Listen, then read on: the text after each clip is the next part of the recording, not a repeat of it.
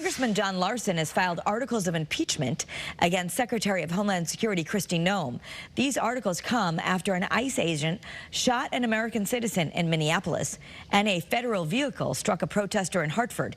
In a statement today, Larson says after a week of lies, cover-ups, and excessive force against peaceful protesters across the country, including the execution of an American citizen, enough is enough.